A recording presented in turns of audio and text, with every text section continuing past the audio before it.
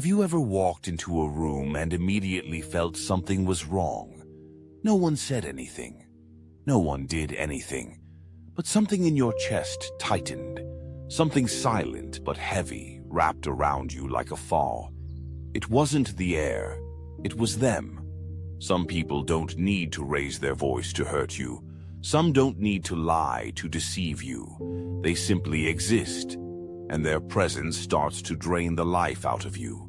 These are the dangerous ones, not the loudest, not the most obvious, but the ones who operate in shadows, behind smiles, beneath concern.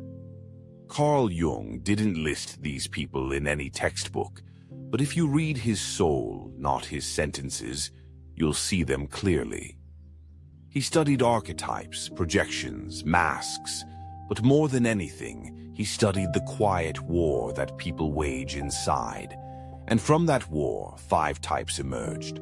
5 dangerous people you must learn to see, to avoid, to survive. The first is the mirror. They don't live for themselves. They live as a reflection of whoever they're around.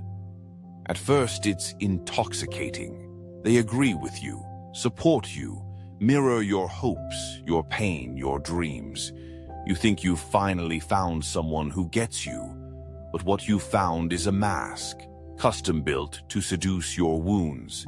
Their love isn't real. It's a strategy, because the moment your truth becomes inconvenient, they vanish. Or worse, they turn it against you. Carl Jung called this the persona, the social mask we all wear.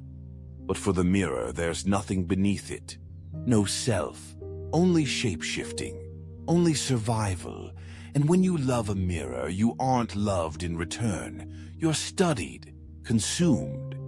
The second is the phantom victim. They always suffer, always need, always misunderstood. You feel sorry for them. They train you to. They weaponize weakness. They wrap their trauma around your neck and call it closeness. And no matter how much you give, it's never enough. Your empathy becomes their food. This is the shadow, Jung's concept of the disowned self. But they don't try to heal it. They perform it. They build an identity from their hurt and drag you into its center. You'll drown in their story while they stay dry. The third is the silent controller. Do you ever feel like someone finally sees the part of you you've always hidden? Here, you don't have to hide anymore. You're safe now. And don't forget to subscribe to my channel so we can keep walking this path together. Thank you. They don't raise their voice. They don't give orders. They make you volunteer. You think you chose this. You didn't. Their power is passive, but it's deadly. They use disappointment instead of anger, silence instead of argument. Their absence becomes a punishment, their attention a reward. You try harder. You give more. Not because they ask, but because you fear losing what they never really gave. This is projection. They make you carry their fears, their needs, their emptiness, and convince you it's yours. The fourth is the intimate manipulator. They know your soul, your triggers, your childhood, because you gave it to them. And they use it, not all at once, but piece by piece, moment by moment, until you no longer trust your own mind. They rewrite history, twist memory, make you apologize for what they did. Their violence isn't always loud. It's psychological, subtle, slow. They hide under the word love, but it's not love. It's consumption. Jung would call this a possession of the ego, a person who has fused with their need for control so fully they no longer see others as real. The fifth is the savior narcissist. They come in shining, offering help, promising healing, but their kindness has conditions. They give to own, they help to control, And when you resist, they turn from savior to destroyer. You were never a person to them. You were a project. Their generosity is a performance, their love a leash. And when you try to run, they'll remind you of everything they've done. Every favor, every sacrifice, as if debt equals devotion. This is the inflation of the persona. The opposite of the mirror, this one doesn't disappear. They dominate. Carl Jung believed that true wholeness requires confronting the self. But these 5 avoid it. They live externally, projecting, manipulating, controlling, pretending. They may look different, but they all share one truth. They do not want to grow. They want to feed. If you've met them, you already know. If you've loved them, you've bled. The mirror, the phantom victim, the silent controller, the intimate manipulator, the savior narcissist. 5 faces, 1 danger. But what happens when you stop feeding them? What happens when you walk away? We'll begin with the mirror, because sometimes the most dangerous person in your life was only showing you you. They make you feel seen, deeply, instantly, almost magically, as if they looked into you and saw the parts you've buried, the pain you've hidden, the dreams you never said out loud. It feels like fate, but it's not. It's calculation. The mirror knows how to become what you long for, because they've studied you, memorized you, reflected you, and by the time you realize what's happening, it's already too late. The mirror is not interested in connection. They're interested in control, but not the type that looks like power. It looks like compatibility, chemistry, destiny. They don't dominate you. They dissolve into you. They merge, reflect, and echo everything you want to believe about love. You say something small, they respond like it's profound. You share a wound, they match it with their own. But theirs is fiction, crafted to mirror yours. Carl Jung spoke of the persona, the mask we wear for society. But for the mirror, that mask becomes identity. There is no core self, no inner substance, only the art of reflection. When you're with the mirror, you're not in a relationship. You're in a hall of glass. You love yourself in them. You see your hope, your story, your longing. And when they leave, it's not just them you lose, it's you. You feel like you've been robbed, hollowed, haunted, because the mirror never existed. They were built from your need, your energy, your intimacy. But you believed it was real. You had to, because deep inside we all want to be seen. Truly seen. That's the hook. The mirror knows this and uses it. They'll never argue. They don't need to. Agreement is their weapon. Familiarity is their tool. They study your language, your music, your philosophy. They read your soul not to love it, but to mimic it. They survive by seducing your sense of recognition. Have you ever thought they're just like me? That's the mirror's design. They don't want to be known. They want to be needed. But there's something darker underneath. Because once you trust them, once you rely on them, once you hand over your truth, they begin to distort it. They gaslight without words. They make you feel foolish for having feelings. They vanish when you cry. They change when you call them out. And the worst part? You blame yourself. Because how could someone so perfect turn cold? How could someone who got you suddenly withdraw? The mirror doesn't break you directly. They let you break yourself. They disappear at the first sign of depth. They crumble under conflict because they were never there to begin with. All they ever gave you was a reflection. And when you stop playing your part, they leave, or they become cruel, distant, unreachable, not because you changed, but because the illusion cracked. Carl Jung warned us of this kind of person, not directly, but spiritually, because a person who builds their identity through imitation is disconnected from the self. And a disconnected soul cannot love. They only perform love, for as long as it feeds them. But what if you're the mirror? What if you've spent years becoming what others needed, because being yourself never felt safe? That's the tragedy. Many mirrors were once real, raw, vulnerable, but were punished for it, rejected, abandoned, so they learned. If I can't be loved for who I am, I'll become who they want. And so began the performance. You can unlearn it, but it takes pain and presence and the courage to sit in the emptiness you've always outrun. Because beneath the mirror is a shattered self, not evil, just forgotten. The mirror is not evil, but they are dangerous, not because of malice, but because of emptiness. They reflect you so perfectly that you forget they aren't real. You fall for the version of you they mirror. You feed the illusion. You water the mask. And then you bleed when it vanishes.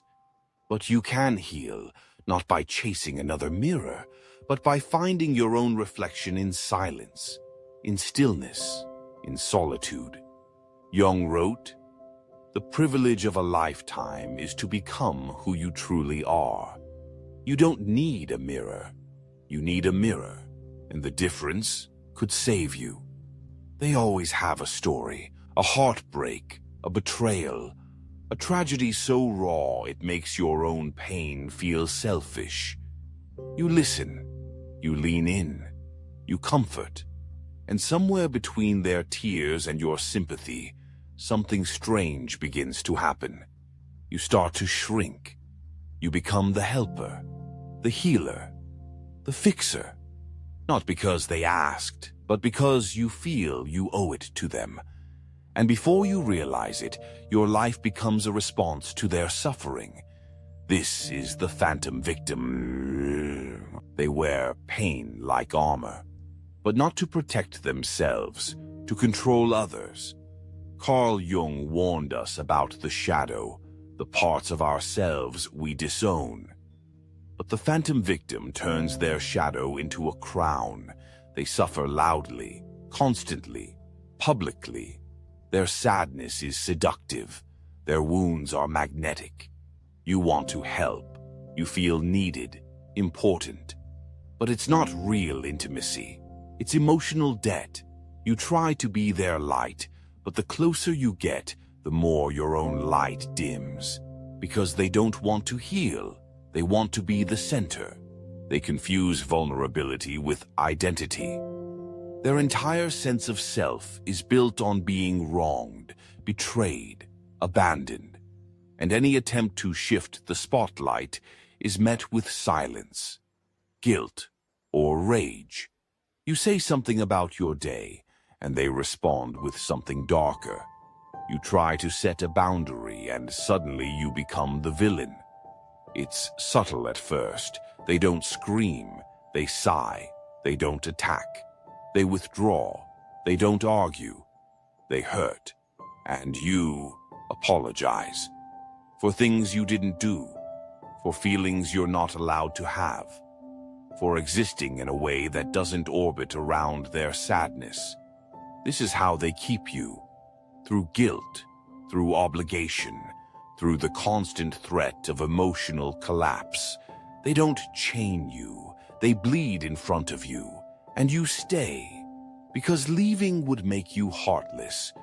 But what you don't realize is, you're not loving them. You're managing them. You're protecting them from the truth. That their suffering has become a performance. That their story has turned into a prison for both of you. Carl Jung believed that true healing only begins when the shadow is faced, not fed. But the phantom victim doesn't want healing. Healing would take away their identity. So they relive, recycle, reopen the wound, because pain keeps them relevant. And relevance is their lifeline. Have you met someone who always needs saving, who drains every room without lifting a finger? Who makes you feel guilty for being okay? That's the phantom victim. And the worst part, you start becoming them. You start silencing your joy, dimming your light, suppressing your success, because it might hurt them. That's how they win. Not by destroying you, but by making you believe that your happiness is harmful. And so you begin to live small, quiet, careful. But careful isn't kind, it's suffocating. Your empathy becomes your leash, and you forget what your own needs even were, because it's always about them. Always has been, always will be. You can't save someone who needs to suffer to survive. You can't heal someone who confuses help with control, and you can't love someone who makes your love a duty. The phantom victim is not evil, but they are addicted to pity, to pain, to power hidden beneath helplessness. You must walk away, not with hatred, but with clarity, because healing is a choice. And some people choose to hurt. Carl Jung once said, "Until you make the unconscious conscious, it will direct your life, and you will call it fate. You are not their fate. You are your own beginning, and that begins when you stop apologizing for living." They never yell, they never demand, they simply look at you, and you begin to feel smaller. Not because of words, but because of the silence, the pause, the stillness that follows when you've disappointed them. You try to make it right. You try to do better. Not because they asked, but because the absence of their approval is louder than any scream. This is not discipline, it's domination. This is not guidance, it's governance. This is the silent controller. They rarely speak first, but when they do, you hang on every word. They rarely correct, but you know exactly when you've gone too far. They rarely ask for anything, yet you find yourself giving them everything. Not out of love, out of fear. The fear of losing what you never really had, their warmth, their affection, their subtle nod of acceptance that comes and goes like weather. They are masters of unspoken rules, of invisible lines, of quiet punishments. You break their unvoiced expectations, and they don't confront you. They pull back. Their absence becomes a verdict. Their silence, a sentence. Carl Jung understood this. Not the behavior, but the energy. He spoke of projections, the act of placing your unconscious contents onto others. The silent controller does not explode outward, they implode inward, and you, unknowingly, begin to orbit that implosion. You rearrange yourself around their moods, their silences, their withdrawn glances. You become your own jailer, and they never had to lift a finger. This control is invisible, but it is absolute. You begin to anticipate disappointment before it even happens. You apologize for thoughts you haven't spoken. You suppress the emotions that might trigger disapproval. Your autonomy disappears beneath their approval matrix. This isn't love. This is emotional programming. They don't tell you what to do, but you find yourself doing it. They don't forbid you. But you never risk their reaction because their disapproval isn't loud, it's devastating. You feel like a child again, like you're seeking the affection of someone who won't grant it unless you become what they prefer. They don't control you directly. They just make you feel like every free choice comes with a price. Their absence. And that is the cruel genius of the silent controller. They weaponize your craving for harmony. They don't need power. They let you give it to them. But this doesn't make them strong. It makes them broken. Because behind that silence is fear. Behind that distance is fragility. Their control is a defense mechanism. They're terrified of vulnerability. So instead, they train others to tiptoe, to obey, to chase. Carl Jung would call this a disowned self. Someone who has buried their chaos so deeply, they now rule through the illusion of calm. They avoid confrontation because they cannot survive it, so they manipulate the world into complying. They raise their children to perform. They love their partners like projects. They befriend only those who bend. And the moment you push back, they withdraw. Not dramatically, quietly. You feel it instantly, and you move to fix it. This cycle keeps you locked in place. Dissonance, repair, silence, redemption, again and again, until you forget who you were before the performance began. But make no mistake, the silent controller is not peaceful. They are armored. Their calm is not kindness, it is control. Their quiet is not compassion, it is strategy. Their stillness is not strength, it is fear made invisible. The most dangerous manipulations are the ones that never look like manipulation. You are not wrong for wanting peace, but peace at the price of self-erasure is not peace. It is obedience. You are not broken for craving approval, but approval that must be earned through silence is not love. It is programming. Carl Jung once said, "Where wisdom reigns, there is no conflict between thinking and feeling. But with the silent controller, your feelings begin to disappear. Your thoughts become edited, and yourself, your real, raw, rebellious self, starts to fade. You can walk away, not to punish them, but to remember you. Because real connection doesn't require walking on eggshells.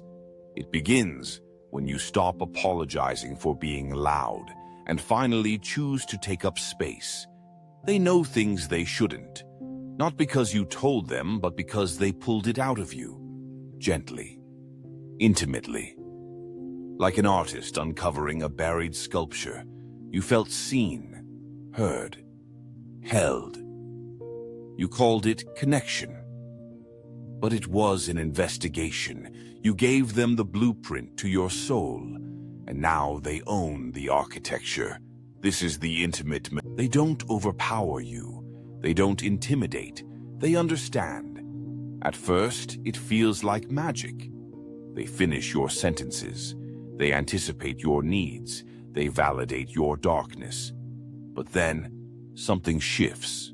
Your story becomes their leverage, your pain, their currency. They begin to use your words against you, not violently, strategically. You said you fear abandonment. Suddenly, they threaten to leave. You said you hated conflict. Suddenly, they withhold affection until you fold. You said you need time. Suddenly, they accuse you of detachment. It's not obvious at first. That's the danger. They move slowly, carefully, like poison stirred into tea. You don't see the control because it looks like care, but care doesn't confuse. Care doesn't guilt. Care doesn't twist your past into proof of your current failure. The intimate manipulator doesn't love you. They manage you. Carl Jung believed in the battle between the ego and the self. The intimate manipulator has lost that battle. They are consumed by ego. Not the loud kind, the calculating kind. Their need to control is disguised as closeness, And the closer you get, the tighter the grip. You'll notice it when your reality begins to warp, when your memories seem less certain, when your own reactions feel foreign. You ask yourself, am I overreacting? Not because you are, but because they've trained you to question yourself. You begin to doubt your instincts, your perception, your worth. This is not an accident, it's design. They don't yell, they imply. They don't accuse, they plant. You always do this. I guess I just can't trust you. Why are you so emotional? They don't explode, they erode. Bit by bit, until your confidence becomes confusion, until your strength becomes silence. And when you finally break, when you scream, cry, beg, they look at you with calm eyes and say, "See, this is why we have problems." You become the villain in the story they wrote with your secrets. They use your pain to invalidate your truth. Carl Jung said, "People will do anything, no matter how absurd, to avoid facing their own souls. The intimate manipulator avoids their soul by dissecting yours. And the scariest part, they believe they love you. But it's not love, it's control dressed as care. And if you confront them, they cry. They bring up your past, your flaws, your breakdowns. And once again, you're on the defensive. Because when the intimate manipulator hurts you, you end up apologizing. They don't stab, they infiltrate. And what they kill is your clarity. You don't need louder boundaries. You need space. You need time to hear yourself think again. Time to remember who you were before they wrote your narrative for you. Carl Jung wrote, "Your vision will become clear only when you look into your heart. Who looks outside dreams, who looks inside awakens." Look inside, not into their eyes, not into their pain, into your own pulse, your own anger, your own knowing. The moment you stop explaining yourself is the moment you begin to heal, because real love doesn't dissect, it accepts. And real power isn't found in control, it's found in release. So walk away, not in silence, but in awakening, and leave the scalpel behind. They enter like light, bright, warm, all-knowing. They make you feel chosen, saved, redeemed. They don't just offer help, they promise salvation from your pain, your patterns, your past, and you believe them because their kindness is intoxicating. Until it isn't, until their help becomes a hook. This is the savior narcissist. At first, they rescue you. Emotionally, financially, spiritually. They listen, they give, they show up. You think, finally, someone who sees me, who values me, who wants to lift me. But you don't see the price tag yet.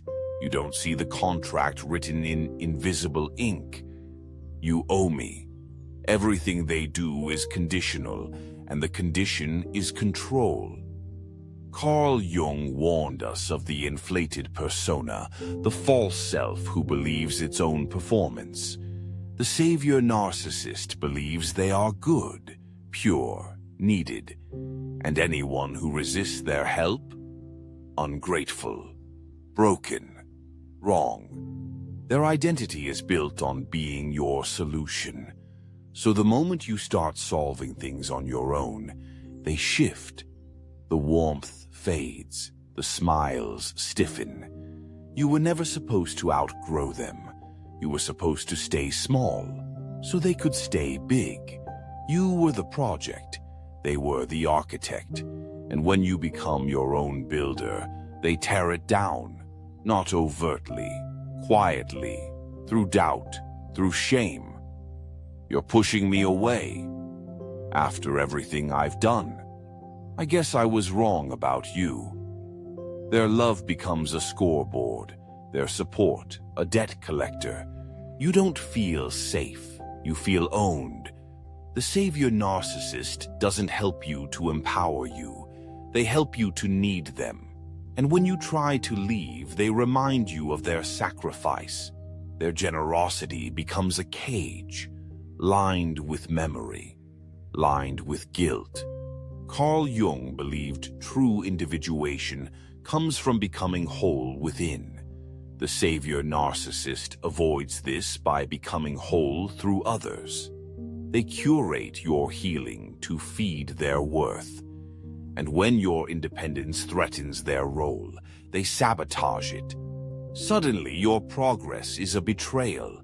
Your growth is abandonment. Your voice is rebellion. And what once felt like saving begins to feel like suffocating. They confuse guidance with governance. You are not a person to them. You are a mirror for their goodness. And if that reflection fades, they rage. Not always loudly, but deeply. They withdraw, or explode, or break down into martyrdom. And once again, you feel like the villain. You start doing things not because they're right, but because they keep the peace. You become less for the sake of their pride. And you call it love. But love doesn't clip your wings. Love doesn't tally your debt. Love doesn't scream, "You owe me," through acts of kindness. The savior narcissist does. Because they aren't saving you. They're saving themselves from the terror of being ordinary. You can't heal where you're being held hostage. You can't grow under a gardener who clips your roots to keep you manageable. And you can't breathe in a temple where devotion is demanded, not earned. Carl Jung said, "The most terrifying thing is to accept oneself completely." The savior narcissist hasn't, so they find broken things to fix, because it's easier than fixing themselves.